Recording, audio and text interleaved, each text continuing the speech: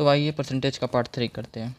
क्या बोला है, एक व्यक्ति 80 रुपये प्रति पेन की दर से 80 पेन खरीदता है, ठीक है। अब वो उसने 40 पेन 20% की हानि पे बेच दिया और सभी पेनों को उसे 20% लाभ पे बेचना है, तो शेष 40 पेन को कितने प्रतिशत लाभ पे बेचेगा, ठीक है। तो इसको करते हैं सॉल्व, ठीक है। मान लीजिए ये यहाँ पे 80 रुपये कोई काम ही नहीं, बिना इसके हम सॉल्व करेंगे। एक बंदे के पास 80 पेन थे, ठीक है। उसने क्या किया, उसने 40 पेन बेचे 20% लॉस पे, ठीक है, और 40 पेन को बेचना है कुछ लाभ पे, पता नहीं है हमें, ठीक है।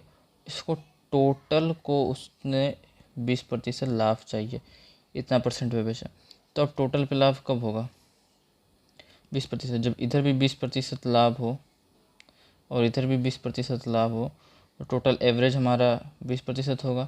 लेकिन यहाँ तो पहले से 20% हानि है, तो इसका 20% हानि को मेंटेन करने के लिए और 20% हम ऐड करेंगे। टोटल हमें कितना ऐड करना पड़ रहा है, चाहिए हमें 60%, यानी कि टोटल 60% लाभ पे हमें इसको बेचना पड़ेगा ए। चलिए नेक्स्ट सम की ओर बढ़ते हैं। ए की आय 20%, बी की आय का 10% के बराबर है। ए की आय दी हुई है, बी की आय पूछी है, तो ये क्या हो गया, A by B is equal to, opposite लिख देंगे 1/2। तो ए की वैल्यू दे दी गई है 2550, बी की वैल्यू पूछी है, बी की वैल्यू उसका डबल कर देंगे 5100, आंसर सी। चलिए नेक्स्ट सम की ओर चलते हैं। दो संख्याओं में से छोटी संख्या का 20% बड़ी संख्या के 14% के बराबर है, तो दोनों संख्याओं का योग इतना दिया हुआ 8942, तो बड़ी संख्या का मान ज्ञात करें। ये हो जाएगा छोटी संख्या बटा बड़ी संख्या बराबर अपोजिट लिख देंगे 14/20 इज इक्वल टू 7/10। इन दोनों का योग दिया हुआ है 17 यूनिट बराबर 8942। पूछा क्या है, पूछा है बड़ी संख्या यानी कि 10 के बारे में पूछा है, तो 10 यूनिट बराबर कितना होगा, ये इसके 526 गुना है। 10 कितना है, 5260, आंसर बी। नेक्स्ट सम की ओर चलते हैं। एक संख्या को क्रमिक रूप से 20%, 30% बढ़ाने के स्थान पे 22% घटा दिया जाता है, तो परिणामी मूल्य आवश्यक सही का कितना प्रतिशत होगा, देख लेते हैं। मान लीजिए एक संख्या कोई 100 है, उसमें क्रमिक कितना बढ़ना चाहिए था, 20% यानी कि 120, फिर इसका 30% बढ़ाएंगे तो कितना हो जाएगा 156, और कर क्या दिया है इसने 22% घटा दिया, 22% घटा दिया तो 78, तो कितना प्रतिशत का फ़र्क है, देख लीजिए आप। परिणामी मूल्य आवश्यक मूल्य का, ये परिणामी मूल्य है, आवश्यक मूल्य कितना प्रतिशत है, तो देख रहे 50% है, ये देख लीजिए 50%, आधा है ना। चलिए नेक्स्ट सम की ओर बढ़ते हैं। तो चलिए इस सम को करते हैं। क्या बोला है, ए को कुल मतों का 30% प्राप्त हुआ, ठीक है। ए है, उसको कुल मतों का 30% प्राप्त हुआ। बी को कितना प्राप्त हुआ, बी को कुल मतों का 25% प्राप्त हुआ, यानी कि टोटल तो हमारा 55% हो गया, ठीक है। अब बोला है कि सी को शेष मत प्राप्त हो, यानी कि सी को कितना प्राप्त हो गया, शेष कितना बचा 45। अब बोला है उन्हें दल ए से 9000 अधिक, यानी सी को ए से 9000 अधिक वोट मिले, तो सी ए से कितना ज़्यादा है 15%, ठीक है, यही डिफरेंस है ना। तो 15 यूनिट बराबर 9000। पूछा क्या है, तो बी को प्राप्त हुए मतों की संख्या, बी को कितना 25 प्राप्त हुआ है ना, बी को 25 प्राप्त हुआ है, तो 25 बराबर 15 बराबर 9000 है, तो 25 बराबर, तो हमारा 25 यूनिट बराबर हो जाएगा 15000, आंसर जी। चलिए नेक्स्ट सम की ओर चलते हैं। चलिए इस सवाल को सॉल्व करते हैं। क्या बोला, तो आइए इस सवाल को सॉल्व करते हैं। क्या बोला है, आयुष और अभिषेक का वजन 8:5 है, ठीक है। दोनों का वजन का अनुपात दे दिया 8:5। बोला है कि अभिषेक के वजन में 40% बढ़ जाता है और आयुष और अभिषेक दोनों के कुल वजन में 60% बढ़ जाता है। यदि कुल वजन 104 kg हो जाता है, यानी कि बढ़ने के बाद 160 kg हो जाता है, तो वृद्धि के बाद आयुष का वजन कितना है, ठीक है। बढ़ने के बाद यानी कि 160% बराबर 104 kg। तो पहले का निकाल लेंगे, पहले कितना था, पहले 100% बराबर कितना हो जाएगा आपका, ये काट के निकालोगे 100% बराबर आ जाएगा 65। पहले का रेशियो तो दिया हुआ है 8:5, तो 8:5 दिया हुआ है, यानी टोटल 8 + 5 13 यूनिट बराबर 65। तो आयुष कितना है 8 यूनिट, तो ये कितना हो जाएगा 40। और अभिषेक कितना है 5 यूनिट, तो इसका वैल्यू निकल गया 25। 5 यूनिट बराबर 13 यूनिट बराबर 65, तो 8 यूनिट बराबर 40, 5 यूनिट बराबर 25।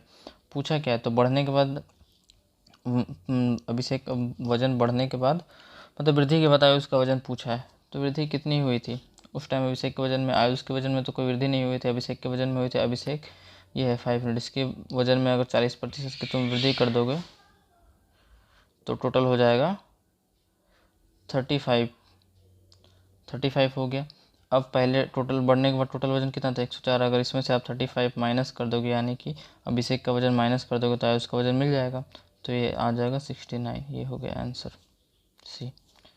चलिए नेक्स्ट हम क्यों चलते हैं, इस सवाल को करते हैं। राज अपने पैसे का 10% खर्च करता है और वह शेष राशि का 70% बैंक में जमा करता है।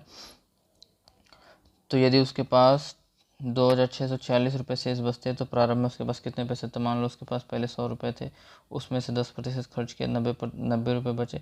अब क्या बोला है कि शेष राशि का 70% बैंक में जमा कर देता है, तो बचा कितना उसके पास 30%। 30% का मतलब 27।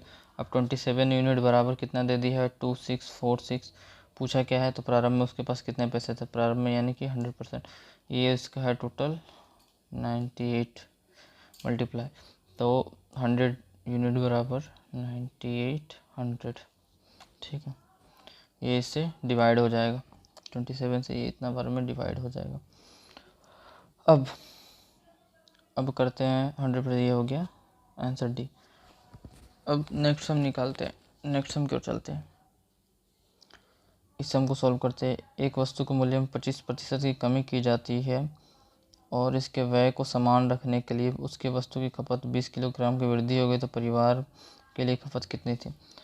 कोई वस्तु थी 25% की कमी, 25 का मतलब 1/4 होता है, ठीक है 1/4 होता है। कोई प्राइस था उसको 25% कम कर दिया, यानी कि वो 4 से 3 हो गया। तो कंजम्पशन हमेशा प्राइस का अपोजिट होता है, वो 3 से 4 हो जाएगा। तो कितना यूनिट का गैप है 1 यूनिट, तो 1 यूनिट बराबर कितना हो जाएगा 20 kg। ठीक है, तो उसके बाद क्या बोला है, तो पूछा है पहले कितना, पहले ही खपत कितना है 3 यूनिट है, तो 3 यूनिट बराबर कितना हो जाएगा 60 kg। ठीक है, अब नेक्स्ट हम क्यों चलते हैं।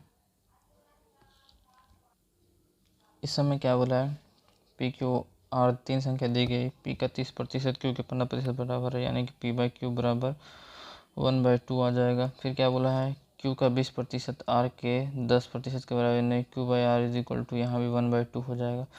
तो आर पी से कितना प्रतिशत अधिक है, तो इन दोनों को मल्टीप्लाई करोगे आपस में, तो पी बाई आर मिल जाएगा, P by R is equal to 1/4 हो जाएगा। तो पूछा क्या है, आर पी से कितना प्रतिशत अधिक, यानी कि आर पी से कितना प्रतिशत, 3 यूनिट अधिक, यानी कि 300%। Answer B. अब नेक्स्ट हम क्यों चलते हैं, आइए इस सम को सॉल्व करते हैं। दो उम्मीदवारों के बीच एक चुनाव हुआ, एक को कुल 60% विद्वान मत का प्राप्त हो, टोटल विद्वान मत कितना है 90% है। तो यदि कुल मतों की संख्या 12,000 दी हुई, तो दूसरे उम्मीदवार को कितने विद्वान मतों की, यानी कि 100% बराबर कितना दे दिया है 12,000, तो 90%, यानी विद्वान मत कितना 90%, तो 90% बराबर हम निकाल देंगे, 90% बराबर आ जाएगा 10800। ठीक है 00 नहीं 10800 ही आएगा, 10,800। उसके बाद फिर बोला गया है कि विद्वान मत के दो, एक को कुल विद्वान मत का 60% मिले, विद्वान मत कितना है इतना, तो ये हो जाएगा यहाँ पे 100% बराबर 10800, तो 60% बराबर कितना होगा, 60% बराबर अब निकाल 60%।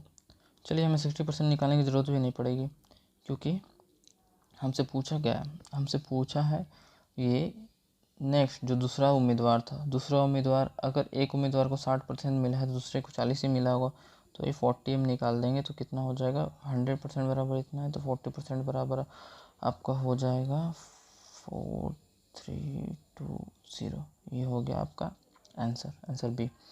अब नेक्स्ट सम की ओर चलते हैं। क्या बोला है, राजीव ने एक परीक्षा में 20% अंक प्राप्त किए और 25 अंकों से अनुत्तीर्ण हुआ। ठीक है, यदि वह 50% अंक प्राप्त करता तो उत्तीर्ण अंकों से 20 अधिक अंक प्राप्त करता। तो परीक्षा में उत्तीर्ण होने के लिए कितने अंक आवश्यक है। ठीक है, करते हैं। इन दोनों के बीच में कितना परसेंट का गैप है, 30%। 30% बराबर इन दोनों का गैप, यानी कि हो जाएगा 45। ठीक है, अब बोला क्या है, परीक्षा में उत्तीर्ण होने के लिए कितने अंक की आवश्यक है। अगर 30 बराबर 45 है तो आप किसी को निकाल सकते हैं, या तो 50% निकाल लो या तो 20% निकाल लो, उसमें उतना जोड़ देंगे या घटा देंगे तो हमें उत्तीर्ण अंक मिल जाएगा। तो अगर हम 30% बराबर इतना है तो 50% कितना होगा, बताओ 50% कितना होगा। 50% निकाल लेते हैं। 50% आपका हो गया 50 बराबर हो जाएगा आपका 75। अब क्या बोला है 75। अब बोला कि ये क्या बोला 50% अंक प्राप्त करता है तो उत्तीर्ण अंकों से 20 अंक अधिक प्राप्त होते हैं। 20 अंक अधिक, इस यानी कि इसमें से 20 अधिक है तो इसमें से 20 घटा देंगे हम, तो कितना हो जाएगा 55। ये हो गया हमारा आंसर सी। पासिंग मार्क्स मिल गया।